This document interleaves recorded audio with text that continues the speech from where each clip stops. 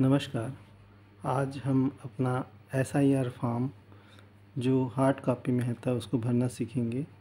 इसमें सबसे पहले हमको एसआईआर जो फॉर्म आता है वो किस प्रकार का रहता है ये देख लेते हैं। यहाँ पे निर्वाचक का नाम लिखा रहता है, जिसमें जिस व्यक्ति का फॉर्म है उसका नाम लिखा रहेगा, ईपिक नंबर लिखा रहेगा, उसके घर का पता लिखा रहेगा, है ना। और यहाँ पे क्रमांक लिखा रहेगा और विधानसभा लिखा रहता है। यहाँ पे फ़ोटो दिया रहता है, यहाँ पे क्यूआर कोड दिया रहता है जिसको स्कैनिंग करके ऑनलाइन किया जाता है। यहाँ पे हमको अपना वर्तमान फ़ोटो लगाना रहता है। जैसे हम लोग को मालूम है कि हमारा जो कार्ड में ना फ़ोटो रहता है वो बहुत अजीब टाइप का रहता है। तो इस बार गवर्नमेंट ने क्या किया है कि जो फ़ोटो हम यहाँ देंगे उसको ही हमारे जो वोटर आईडी जो लिस्ट है उसमें दिया जाएगा, है ना। तो इस प्रकार से हमको ये समझ में आता है कि हम अपना जो फ़ोटो लगाएंगे वो हमारे अच्छे के लिए है, ठीक है। सबसे पहले यहाँ पे लिखा रहता है जन्म तिथि।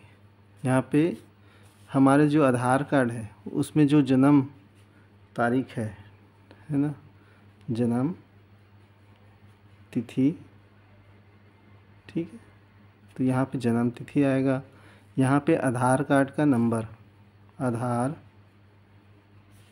नंबर जो 12 डिजिट का आधार नंबर रहता है वो लिखा जाता है। यहाँ पे हमारा वर्तमान मोबाइल नंबर जो हमको चालू हो, है ना, जिसके हमारा अगर कुछ प्रॉब्लम आता है तो संपर्क किया जा सकता है, तो वो मोबाइल नंबर लिखना रहता है, ठीक है। तो यहाँ पे हो गया मोबाइल नंबर। फिर यहाँ पे अपने पिता का नाम देना है ना, अपने पिता का नाम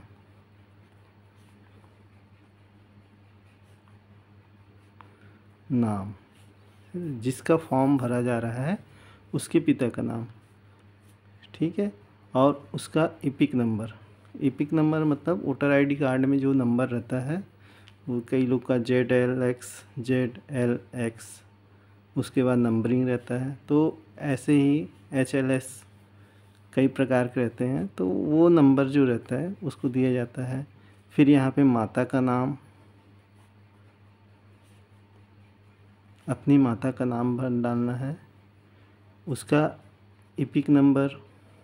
अगर कोई स्वर्गवासी हो गया है ना, स्वर्गवासी हो गया है तो उसमें ईपिक नंबर डालने की आवश्यकता नहीं है, लेकिन अगर कोई ज़िंदा है तो उसका ईपिक नंबर लगता है, ठीक है। उसके बाद पति पत्नी का नाम देना है, पति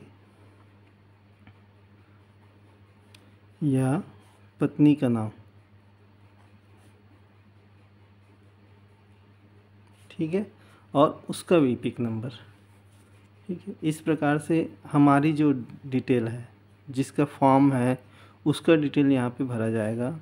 अगर उस व्यक्ति का नाम 2003 के वोटर लिस्ट में है ना, तो उसका यहाँ पे भरा जाएगा। अगर उसका नाम 2003 के वोटर लिस्ट में नहीं है तो उसका इस तरफ के कॉलम में भरा जाएगा। उसमें उसके पापा या मम्मी की जानकारी इसके साथ फिलअप की जाती है। जैसे हमारा अगर 2003 में इस व्यक्ति का नाम है तो ये इस व्यक्ति का नाम लिख देंगे, ठीक है। यहाँ पे 2003 का ईपिक नंबर, 2003 का ईपिक नंबर, ठीक है, 2003 का ईपिक नंबर लगेगा, ठीक है। रिश्तेदार में स्वयं लिखेंगे, है ना, रिश्ता अगर स्वयं है तो कुछ। उसके बाद जिला का नाम, राज्य है तो हमारा छत्तीसगढ़ के हैं तो छत्तीसगढ़ लिख दिए। विधानसभा, जिस आप विधानसभा में वोट डालते हैं ना, जो भी क्षेत्र का विधानसभा है तो विधानसभा का नाम लिखना है,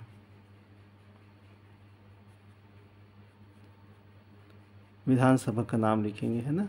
और यहाँ पे विधानसभा का क्रमांक लिखेंगे। जैसे भिलाई का अगर मैं देखता हूँ तो 77 है, ठीक है। उसके बाद यहाँ पे आता है भाग संख्या, वो जो एरिया है ना, उस एरिया का भाग संख्या लिखा है। जैसे यहाँ पे मैं 2003 का एक लिस्ट निकला हुआ है, यहाँ पे विधानसभा क्रमांक लिखा है 86 राजनांदगांव, ठीक है।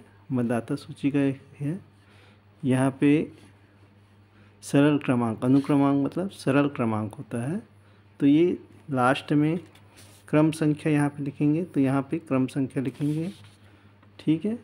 और ये भाग संख्या, जो भाग संख्या है यहाँ पे लिखा है, कौन से एरिया का है वो तो इस टाइप से हमको एक फॉर्म भरना सीखते हैं।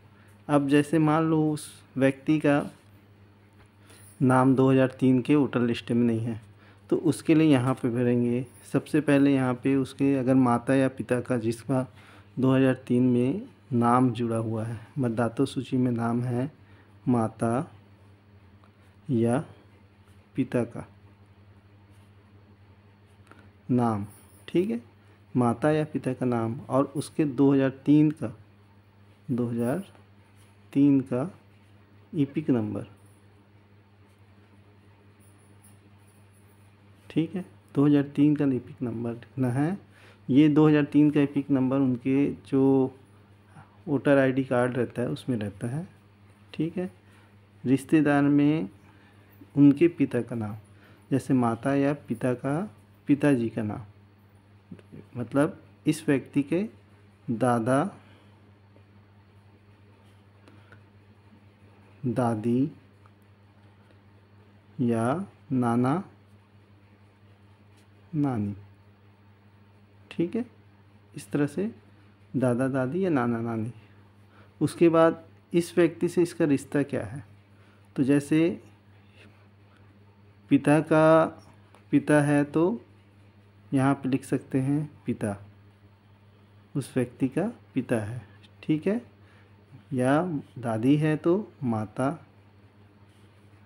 ठीक है।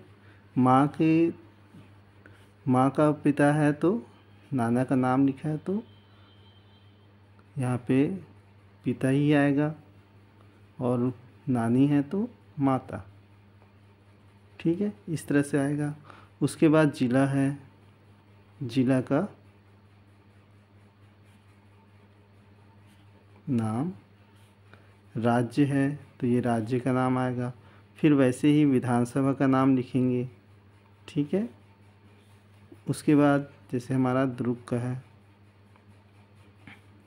उसके बाद यहाँ पे आएगा विधानसभा क्रमांक, है ना, यहाँ पे विधानसभा क्रमांक और भाग संख्या भी जैसे बताया आप लोग को, भाग संख्या और जिसमें वोटर लिस्ट में जो सरल क्रमांक है ना, हमारा जो वोटर लिस्ट आता है उसमें क्रम से नाम लिखा रहता है, उस सरल क्रमांक को इस जगह लिखेंगे।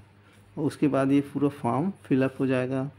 और यहाँ पे किसी पहचान करता है ना, अपने परिवार के किसी भी सदस्य का हस्ताक्षर होना चाहिए। ऐसा नहीं है कि जिसका फॉर्म है उसी को हस्ताक्षर करना पड़ेगा, ऐसा कोई ज़रूरी नहीं है। कोई भी व्यक्ति जो घर का हो और जो ये जानकारी दे रहा है वो हस्ताक्षर करेगा। अगर पढ़ा लिखा नहीं है तो बाएं हाथ का अंगूठा का निशान देना है और यहाँ पे बीएलओ का साइन होता है। इस प्रकार से हम जो अपना फॉर्म है उसको फिलअप कर लेते हैं। इसमें एक प्रॉब्लम ये रहता है कि जैसे जो 2003 के बाद जिन महिलाओं की शादी होती है उनका जो जानकारी है उसको निकालने में थोड़ी तकलीफ़ होती है, माता पिता की जानकारी, तो उसके लिए इस टाइप का एक ऑनलाइन निकल जाता है फॉर्म। एक तो जानकारी रहता है जिसमें उस ज़िले का नाम, उसके भाग मतलब जहाँ पे वो वोट डालते थे उसका पता अगर बता दें तो ऑनलाइन इस टाइप का निकल जाता है, जिसमें किसी भी व्यक्ति का नाम या उसके क्रमांक संख्या, भाग संख्या, इसको निकाला जा सकता है। इस प्रकार से हम अपने SIR फॉर्म को फिलअप कर सकते हैं। ठीक, धन्यवाद।